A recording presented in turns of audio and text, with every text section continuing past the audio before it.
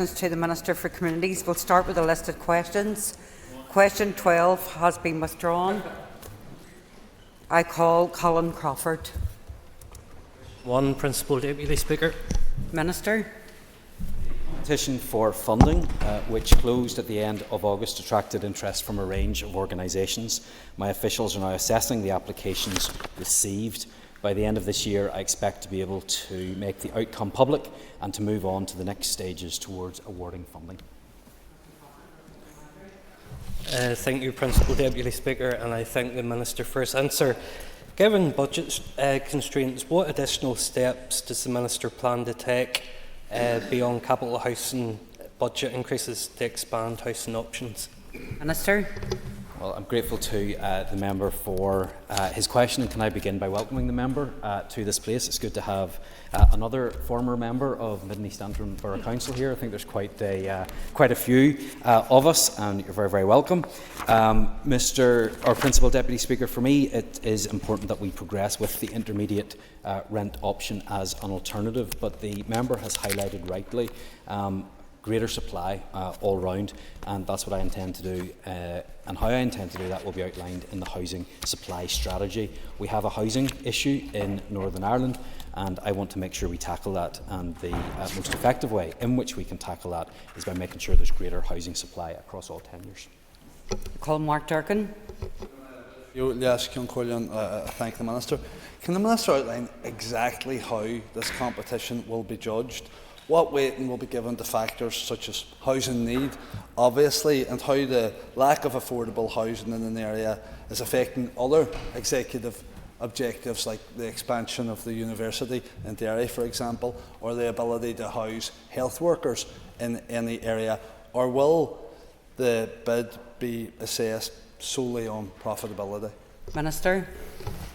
So in terms of those that have bid for the intermediate rent, that will be done on the and it will be awarded on the basis of who the highest scoring applicant is, and there will be an intensive period of due diligence around that on the applicant and their proposals, and then legal arrangements will be required.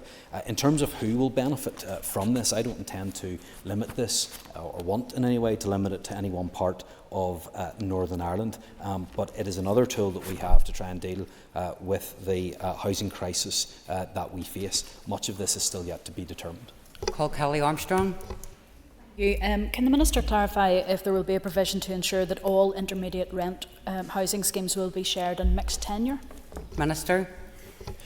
It's certainly our intention to make sure that intermediate schemes, housing schemes, will be available across Northern Ireland. It certainly won't be limited to any one particular area, and it certainly falls in with what we're trying to do within the department, is to increase shared housing across Northern Ireland.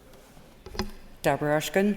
Thank you, Principal Deputy Speaker, and I thank the Minister for his answers so far. I welcome that he said so far that it won't be limited to any one part of Northern Ireland, so I'll put my bid in now for Fermanagh and South Tyrone. Where will the intermediate rent homes be delivered? Where is he hoping to have them allocated to? Minister. Well, it comes no surprise to anyone in the House that the member has spoken up for her constituency, and as I've said to Mr Durkin, they can be delivered in any location, and I would like to see them being delivered right across Northern Ireland. There will be some constraints on that, of course. There will be areas in which this is more effective because of the high rental cost and high demand, and it won't be possible to reflect that and make sure that it works in all different areas, because sometimes the affordability gap will be very small between social rents and private rents, and it's certainly my intention to make sure that this impacts where it is most needed. But I hope that this will only be a pilot, and I hope that this can be expanded as time goes on. Ciara Ferguson. Would the Minister agree that it should be targeted in areas most in need, and constituencies were areas in most in need, particularly given a level of saturation regarding no even temporary accommodation available in areas like Derry and Belfast? Minister. Well, the member has highlighted her own area, and there are particular challenges there, especially in terms of temporary accommodation. As I've said on every issue since I've come into post, as a result of the constrained budgetary environment that we are operating in, we need to make sure every pound that we spend goes as far as possible. So naturally it would mean that where there are areas of high demand, that could be reflected there. I think where there are areas of high demand, you will see a higher rental cost, and therefore that's where it will be most effective. As I just said to Deborah Armstrong, that's not always going to be, sorry, Deborah Erskine, that's not always going to be possible to get that value for money where there is a smaller affordability gap. Call Colin Gildernew. Cash Deborah Doe, question number 2, please. Minister. Principal Deputy Speaker, as I previously stated, I have been meeting with executive colleagues who have a key strategic remit around housing supply to garner support for full implementation. I have a couple of more engagements that I would like to have with other executive ministers before this can be concluded. However, I am finalising the strategy to bring to the executive very shortly. Of course, publication and implementation of the strategy will be dependent upon executive approval, and project structures remain in place to allow implementation of action planning to proceed once approval has been given. Colin Gildernew for supplementary. Margaret, thank the Minister. And the supply strategy, Minister, sets out a vision for housing and a route map to ensuring everyone has safe and quality and affordable homes. Therefore, how will you ensure that you have capital allocations required for social and affordable housing, and to ensure they don't continue to fall short of the strategy's targets? Minister. So of course it's absolutely the case that the housing supply strategy will look at all tenures, but that is not in any way meant to replace the need for sufficient funding for new build social homes. We have seen an increase in the funding that had originally been allocated by the executive at the start of this year, and I'm pleased that we will be getting additional funding for social homes in Northern Ireland. However, it's not enough, and I will certainly continue to make the case to executive colleagues, and I hope that the member will as well, about the need for continued investment. It is now a standalone item and objective within the programme for government, and that needs to be reflected in future budgetary allocations as well. Call Patsy McClone. And indeed I thank the Minister for his efforts in this regard.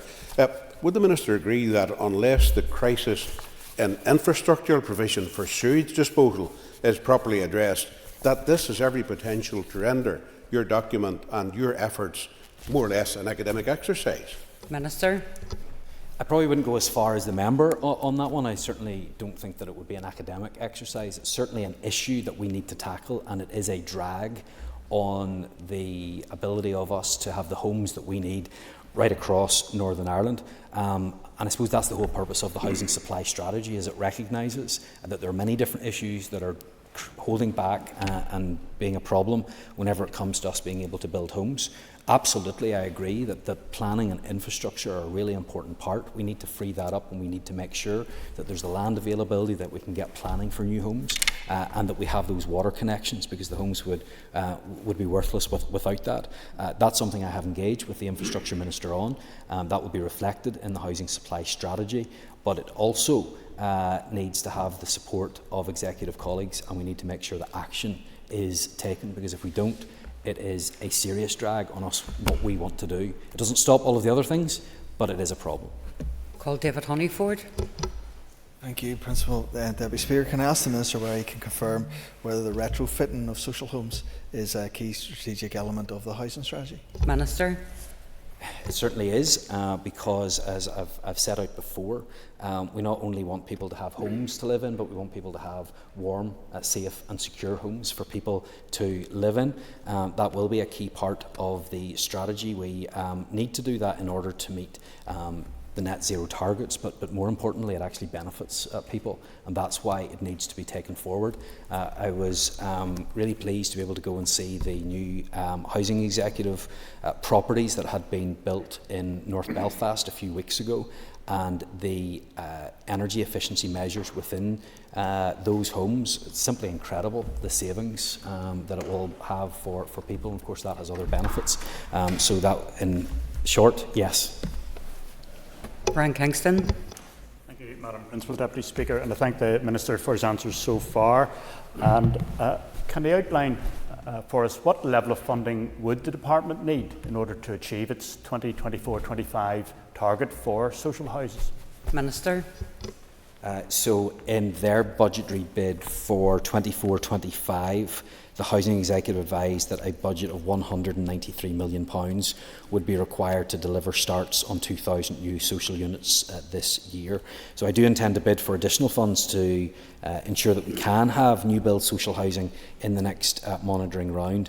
But importantly, I will also continue to push for clarification on Housing Executive borrowing powers, because that has the potential to be a real game changer, not only so that we can ensure we maintain the stock that we have, but also build new homes. Call Linda Dillon. Question number 3. Minister. Changes to the housing selection scheme are underway, including exploration of options for the future of intimidation points. Under the current scheme, someone who leaves their home as a result of domestic abuse can be allocated points for homelessness and primary social needs points for violence or the threat of violence. I am keen to see how changes to how applicants who have experienced violence are recognised within the selection scheme, and I'm aware that the Housing Executive is working at pace to bring forward options for consideration, and I can assure the member that I will give this my consideration as a matter of urgency. Linda Dillon for supplementary. I'd appreciate that, Minister. If you could give us a timeline, if you have that, and give us some assurance that vulnerable women will be protected in any scheme going forward or any change of policy. Minister. In terms of time, I hope that that is imminent. She'll be aware of the report that has been commissioned that is now with the Housing Executive, and I await recommendations in relation to that. I want us to be able to be in a position to move on that very, very quickly, and I can assure the member that I absolutely do recognise the need for us to protect those that are at their most vulnerable. We'll do everything that we can to ensure that the system reflects that need that exists. Call Claire Sugden. Principal Deputy Speaker, I appreciate the Minister's response in relation to that. Getting intimidation points is actually very, very difficult, whether it's in domestic abuse cases, which hopefully you'll bring forward, or indeed any other. How will the Minister ensure that we're taking a trauma-informed approach in how we are implementing these policies to ensure that we're not re-traumatising people and that we're actually supporting them at the point in which they need it? Minister. I absolutely agree with the need to support people in the way that the member has outlined. That's why I'm waiting for the recommendations from the Housing Executive, who obviously have the expertise in actually delivering the scheme. But I think it's absolutely right to recognise this as a problem and to make sure that our system reflects the need for these issues to be addressed. Call Connie Egan. Thank you, Minister. Have you engaged with frontline service users and victims and survivors in regards to this policy and to ensure you have the voice of lived experience? Minister. I certainly have engaged with those who are supported through the Housing Executive, housing associations and the different programmes that they run. But it's very much the case that the outputs of the research will facilitate evidence-based decision making, and an options appraisal will be carried out by the Housing Executive and presented to the Department. Of course, if the member has any particular concerns that she wants to raise in relation to this, I'll be happy to hear her views as well. Cara Hunter. Madam Deputy Speaker, Minister, recently I heard the sad news that Men's Action Network has been forced to close due to lack of government funding. They supported a number of male victims of domestic violence, and I'm mindful in the north we have very few safe places and refuges for men who have been victims of domestic violence. How can your department help change this?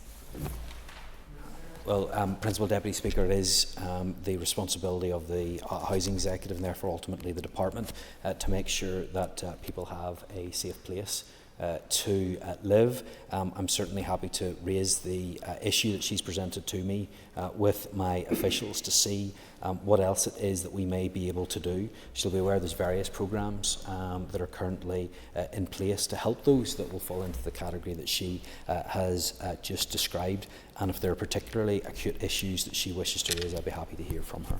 Call Steve Aiken. Would the Minister agree that some in society still use paramilitarism to intimidate individuals and families, and that the Department of Justice must take more robust action to dismantle these groups, and that these organisations should not be called upon to use their influence within communities? Minister. It is absolutely the case, and I think I can speak for everybody in the House in saying that there's no room for intimidation in our society. There's no justification for this sort of activity, and I'll certainly give whatever support is required in order to make sure that we deal with these issues that are affecting communities. This particular question is in relation to the future of intimidation points, but of course I hope that we will one day be in a position where that is not an issue in our society. Call David Brooks.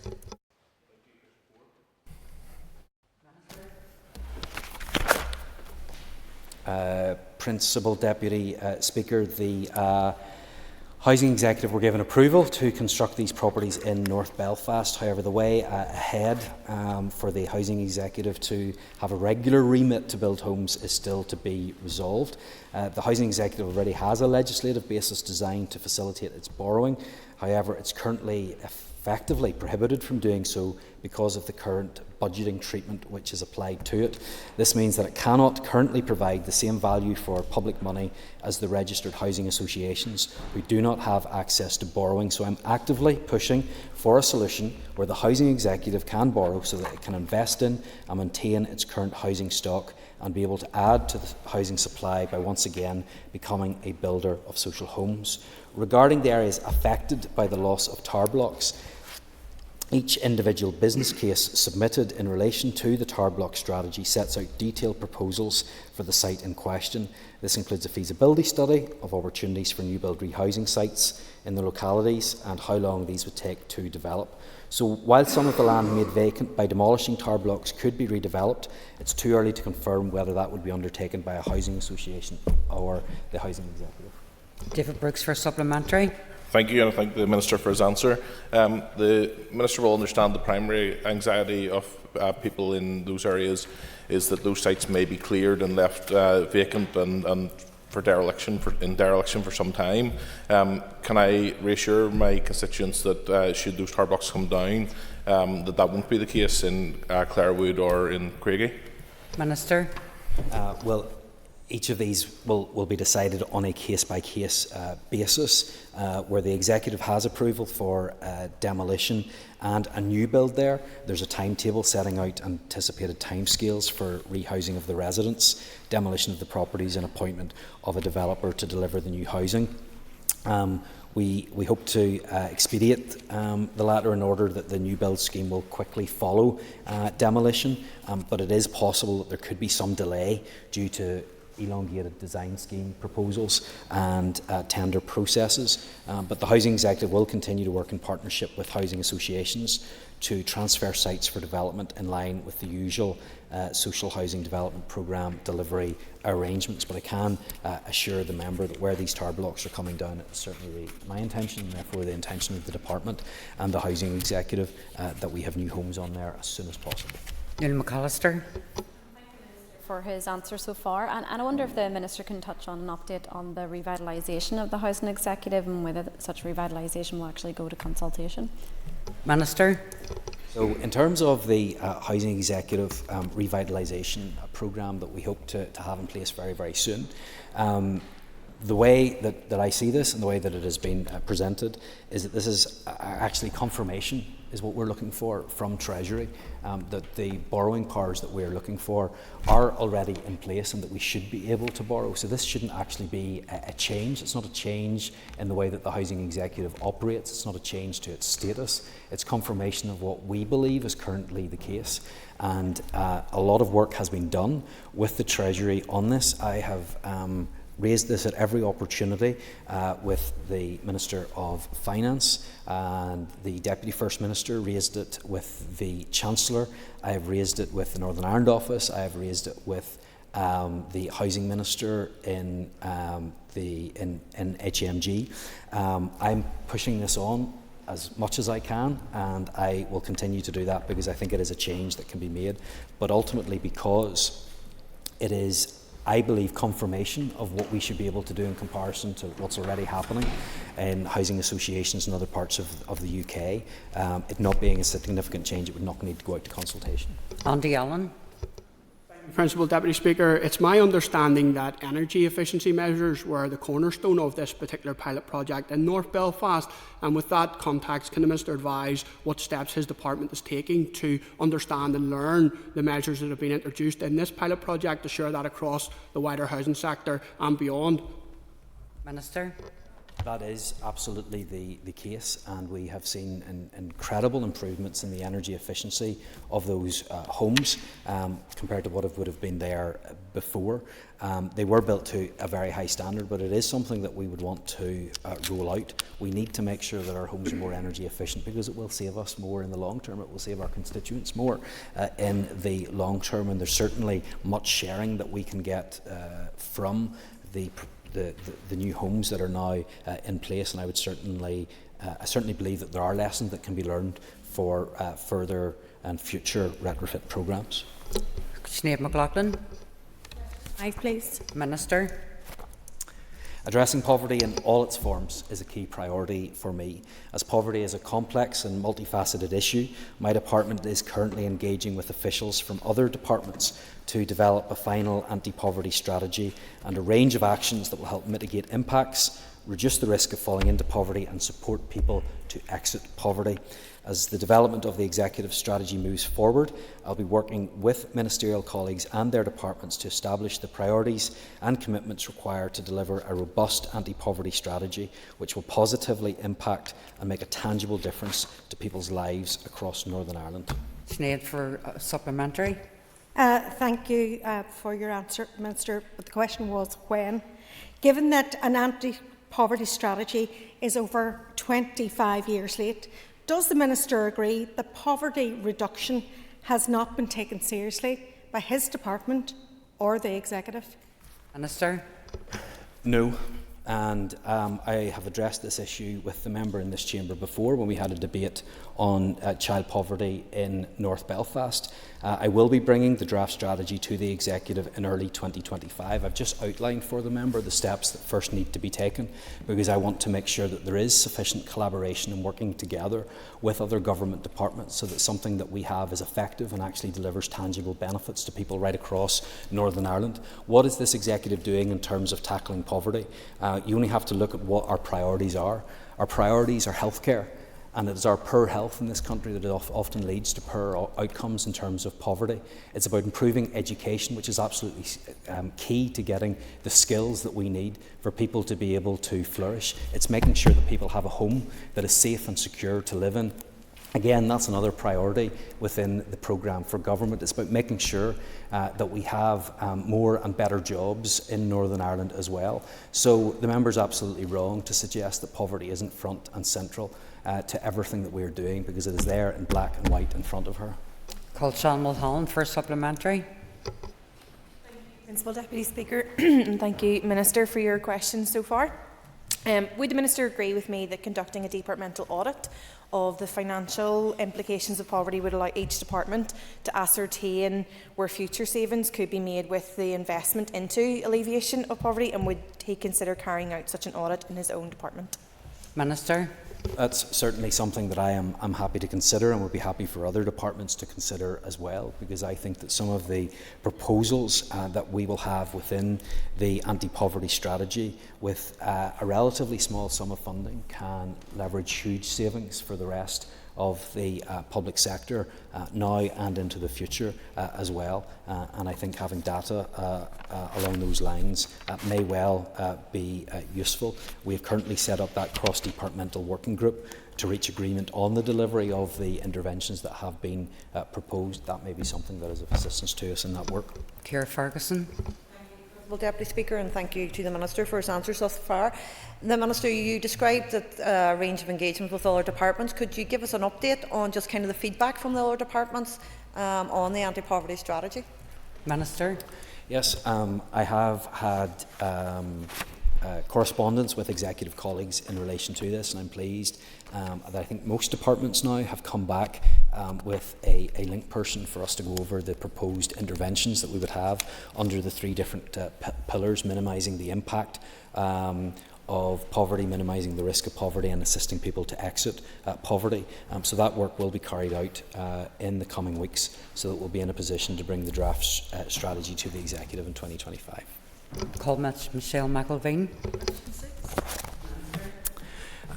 Principal Deputy Speaker, notwithstanding the budgetary constraints in 24-25, my department has provided Libraries NI with just over £4.7 million in capital funding to progress committed projects.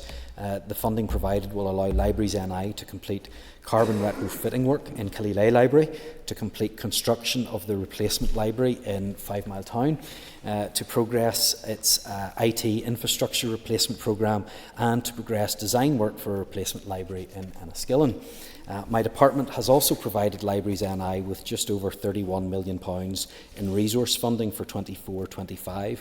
This includes spend of £820,000 on book stock. I'm also pleased to advise that my department is progressing work on a new public libraries policy to reflect the needs, challenges and ambitions of a modern public library service. I am mindful of the importance and value of our public library network, which provides safe, welcoming and inclusive spaces for people to read, work, study and access information and services. And given the importance of our public library service to communities throughout Northern Ireland, my department will seek to provide the fullest support it can in terms of resource and capital funding investment. Call Michelle McElveen for a supplementary. Can I thank the Minister for his answer, and in my own constituency I welcome the redevelopment of Killelea Library and the innovative way in which Libraries and I were able to fund this transformative project. The Minister will be aware of my persistent lobbying for Newtownards Library for the last 15 plus years. Can he give an update on this very much needed facility?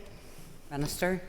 First of all, can I thank the member for inviting me to Newtownards and showing me the current state of Newtownards Library. There's certainly a fantastic staff there that do great work, but to be honest, the building is just simply not fit for purpose.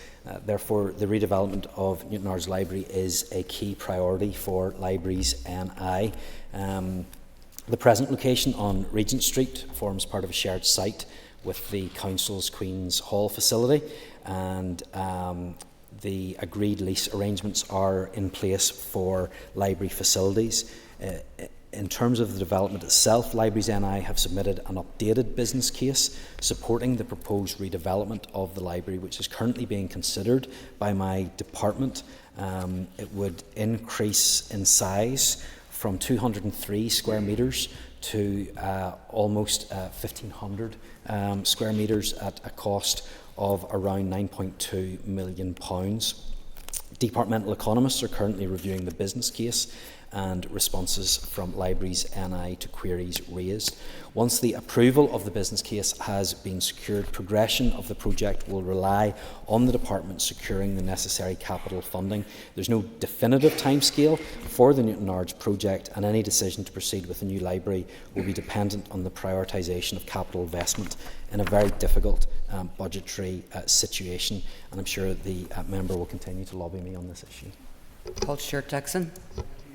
Speaker, thank you, Minister, for your answer so far. Minister, I'm sure you'll agree with me that libraries are much more than just bricks and mortar, and that there are a lot of excellent activities take place inside libraries, both community and other activities. But can the Minister assure the House that because of the failure of the United Kingdom Government to provide pensioners with warm homes this winter, that libraries can also be used as warm spaces as well? Mr. Quick response. Yes, it's certainly the case, and I've witnessed that just last Friday in Larne Library in our own constituency.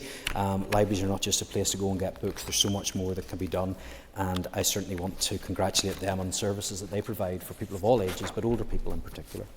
Thank the Minister for that. So that ends the period for listed questions.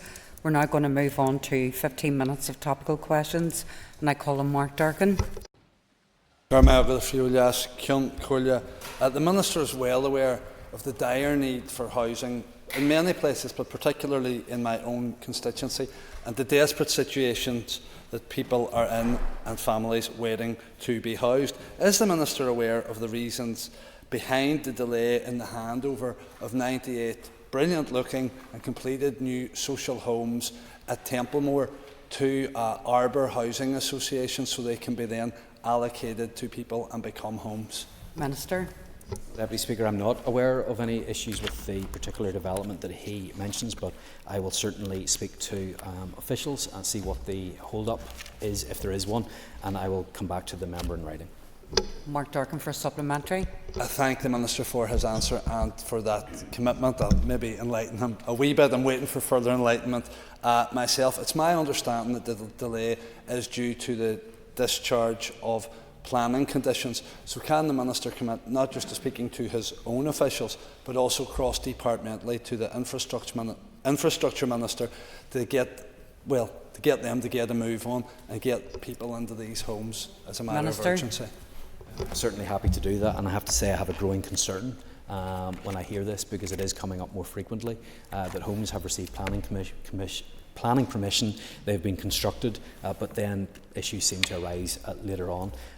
That increases costs, that makes it more difficult to build homes and creates uncertainty within the sector, so it's certainly something I'm happy to take up on behalf of the member and raise with executive colleagues if necessary.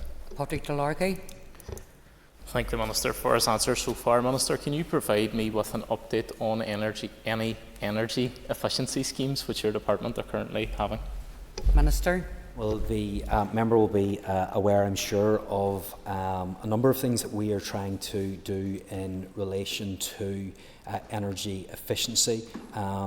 He will be aware of the affordable warmth scheme and the potential for its replacements, as well as the development of the fuel poverty strategy. That's something that is absolutely key. As I said earlier, we want people to have homes, but we need people to have warm, safe and secure homes as well. And I hope that when we can develop the fuel poverty strategy further, we will have in place schemes that will be most effective in helping those most in need. Patrick Delargy for supplementary. Thank the Minister for his answer. A lot of my constituents have contacted me, particularly people who are homeowners, who are contacting me saying that they want to make their homes more sustainable, they want to make them more energy efficient, but there simply aren't the schemes out there for them to access them. So can you provide me with an update? I appreciate you have provided me with already some update, but any potential schemes which you're hoping to run in the future, and who would be eligible for those? Minister. So this will form part of the housing supply strategy, as well as the as well as the fuel poverty strategy, which I hope to be bringing forward in due course. But it is important that we look at all of the different options that are available, both in terms of how we can make homes more energy efficient, and also looking at how we can help with home generation, for example, of electricity through solar panels as well. This will also cut across into some of the responsibilities of the Minister for the Department for the Economy through the energy strategy and some of the issues that were prioritised there when that strategy was released, and there is an action plan associated with that. But this is where the money should be spent, because this is where it can have the most impact and the longest lasting impact as well. Jerry Carroll. Level of rent do you think is acceptable in the private rented sector before your department starts implementing rent controls? I remind him there's some form of rent controls, Netherlands, Germany, Sweden, France, alongside many other US cities. So it's unacceptable in my view to have a Wild West system in place. Minister. What I'm trying to do, Principal Deputy Speaker, is make sure that we have as many housing options as possible. We want affordable housing, we want social housing, and we want to have a sustainable private rented sector as well. That's why we're taking forward changes that were introduced in the Private Tenancies Act at that time. As I stated to the member earlier on today, in this House there are concerns about the impact that rent controls will have on supply. So our focus should actually be on making sure that we do everything in our power to increase the supply, and that's where my focus is going to be. Jerry Carroll for supplementary. You thank the Minister for his answer. Minister, many housing options as possible. You stated, I agree with you.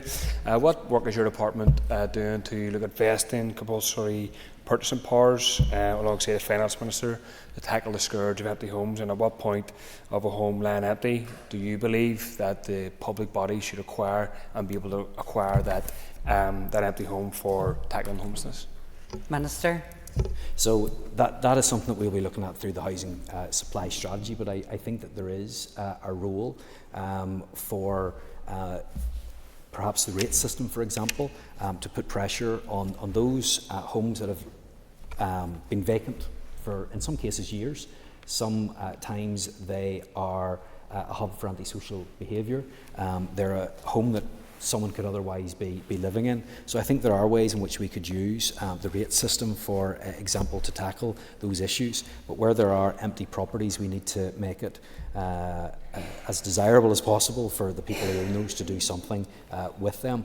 And it's also something that the Agriculture Minister, Minister Muir, will seek to deal with through the dereliction bill that he'll be bringing forward.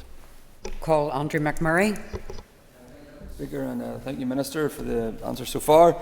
Can the Minister give an update on the publication of the Youth Homelessness Action Plan? Minister. Principal Deputy Speaker, homelessness is a scourge on our society. There are far too many people that do not have a stable home to live in, and that has impacts for them and for their families and for children and their schooling as well. In terms of youth homelessness, I don't have an update for him on that right now, but when I do, I'll be able to share that with him. Andrew McMurray for supplementary. Thank you, Minister, and I look forward to that. And I suppose I would just make the point really that the action plan will need to address the lack of support staff in the sector in order to help actively address the youth homelessness. Thank you. I certainly believe that we're spending too much money at the minute on temporary accommodation, and that money should actually be spent on preventing homelessness instead, because it will save us in the long term.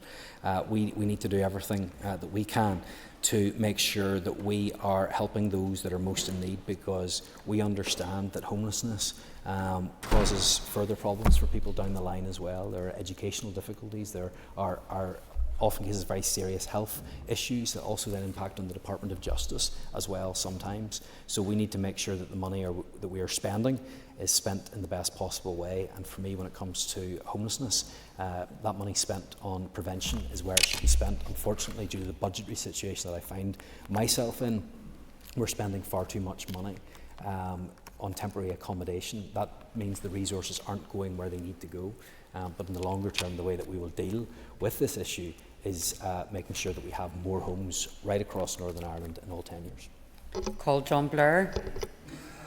Mr. Deputy Speaker, could I ask the Minister if we could please receive an update from the Department on the steps being taken to address claimants' concerns regarding the receipt of letters indicating they have been overpaid in welfare supplementary payments? Minister. Principal Deputy Speaker, that I am aware of this issue. This is something that has caused concern in terms of those overpayments, and a number of members have highlighted that. I've also been made aware that not all customers are being given the same opportunity to access support from the Department to manage their debt. So I can advise that work is currently being progressed to introduce a waiver facility for welfare supplementary payment customers. John Blair for supplementary. Thank you, Principal Deputy Speaker, and thank the Minister for that reply. Could I ask further to that, and in addition to the measures they outlined, what other actions are being taken to address the distress caused to claimants by these letters, as they're being informed on one hand that thousands are being written off, yet these letters remain on file in relation to them? Minister. I'm happy to speak to the member about this specifically and some of the cases that might perhaps be outstanding. I know there's further engagement that will take place to agree the new processes and amendments to customer notifications needed to support this change, and that should have been introduced last month. And if there's any further issues on that he would like to raise with me, I'd be happy to discuss those. Diane Dodds. Thank you, Principal Deputy Speaker. Minister, could you advise us on an update on the Northern Ireland Football Fund? Minister. Yes, I am pleased to say that good progress is being made in advancing the Northern Ireland Football Fund. One of the issues that many clubs have asked for is funding to help them develop their business cases. So I'm happy to announce today that a further 5 clubs will be provided with funding to develop their business case, and they are at Newington, PSNI, Institute, Ards and Loughgall.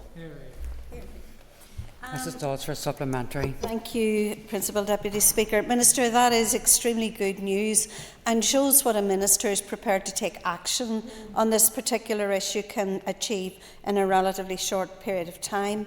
Can you assure us that your officials will work closely with those clubs in the development of the business cases so that we can see progress quickly towards a full implementation? Minister. I'm grateful to the member for the comments that she has made, and it's absolutely right. This lay for far too long. For 13 years we have seen no movement on this issue, and I'm pleased that we are now making good progress and that the first letters of offer will be out to clubs by the end of this financial year, and that is real progress and real delivery.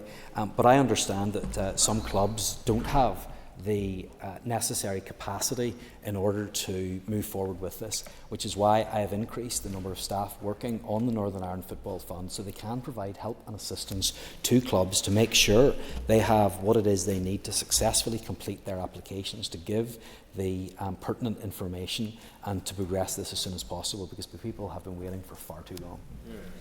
Stuart Dixon. Thank you, Minister. Minister, can you indicate to the House what actions you've been taking together with the Finance and Infrastructure Ministers to deal with the ongoing delays in our planning system? Minister. This will be an important element of the housing supply strategy, as I've indicated to members earlier. It is one of the barriers to the rapid building of the new homes that we need to see. So I have engaged with the Department for Infrastructure, with Minister O'Dowd, and highlighted in particular some of the things that can be done. As he walks into the chamber, he'll be able to confirm that I have raised with him the importance of statutory consultees responding more quickly to requests for information. But if we want to see more homes built across Northern Ireland, we need to make sure that the planning system is there and is fit for purpose, and that we have the correct water infrastructure as well. Stuart Dixon for a supplementary. Thank you, Minister. Minister, in addition to your discussions with Finance and Infrastructure, what work have you been undertaking with local authorities also to advance the improvement of our planning system?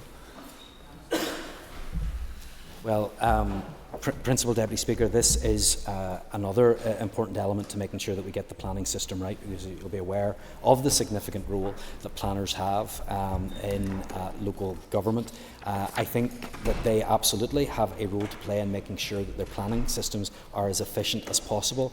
That means working with applicants. It makes sure that applicants know the information that they're actually meant to be giving, and making sure that they respond as quickly as possible, because a week here and a week there makes a lot of difference at the end, drives up costs. We want to make sure that housing is as affordable for people as possible in Northern Ireland, and that means we can't have any unnecessary delays. That includes planning and connections with wastewater as well.